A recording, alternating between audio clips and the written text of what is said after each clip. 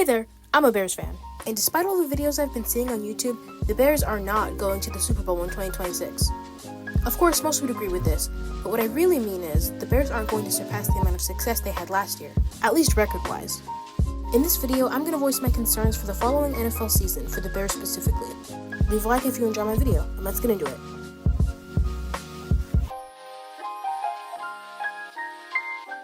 After the season ended, I got a video about the Chicago Bears turnaround from 2024.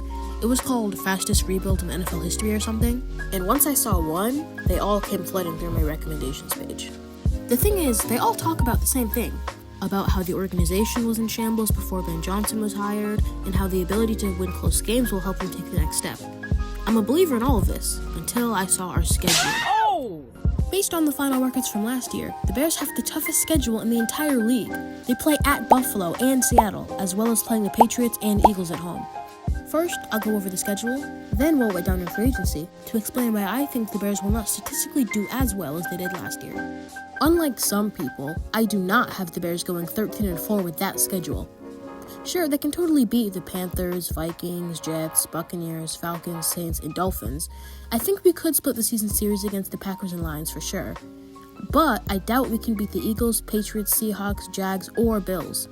This means I have us at a floor of 8-9, which is if we lose to both the Packers and the Lions twice, which I highly doubt, and a ceiling of 12-5. Realistically, I think it's safe to say we can beat the Lions and Packers once each, which would put us at a record of 10-7, which I think is much more realistic than some other predictions I've been seeing. 10-7 would mean that we make it to the wildcard game and then see what we can do from there. The reason why I'm a little bit less optimistic than other fans is because of what went down in free agency.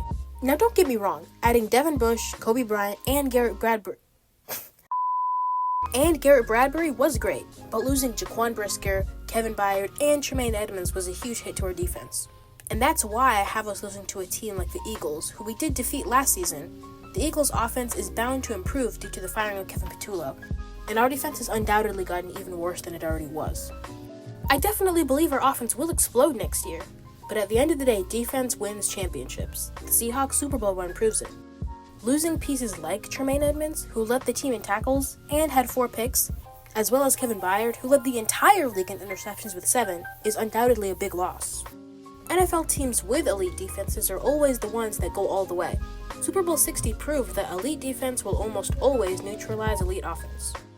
As I said, I'm a strong believer that Caleb Williams, DeAndre Swift, Kyle Monangai, Luther Burden, Rome Odunze, and Coastal Nova will come together to have a potentially top 5 offense next year. But to me, it doesn't matter as much as having a defense that's at least average. Even in 2025, one of the Bears' best years in recent memory, we were still bottom 5 in yards allowed and tied for 28th in sacks. Our one saving grace, as you know, was turnovers, which we led the league in with 22. If the Bears want to become true Super Bowl contenders, they need D-line and they need secondary, specifically corners. It is important to point out the tremendous work that Ben Johnson even did to get us in these conversations.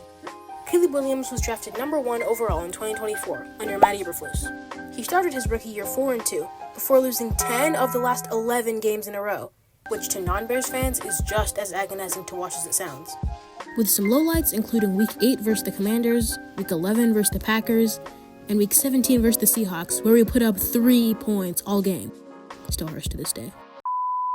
When Ben Johnson left the Detroit Lions after their awesome season to coach the division rival Bears, the offense lit up, going from 32nd in yards to 6th. Defensive coordinator Dennis Allen aided the defense, and although it wasn't perfect, the improvement was huge, which was clear with wins versus the Bengals, Eagles, and Steelers, where we 100% would have lost just a year prior. Looking back, I understand seeing how well we played this year and immediately assuming we will get better and better. And I agree, of course we will.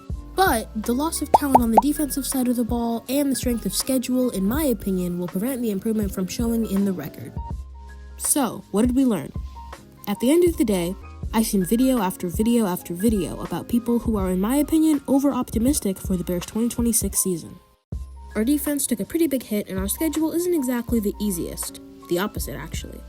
I think we need to bolster our defense just a little bit more and let our young guys develop.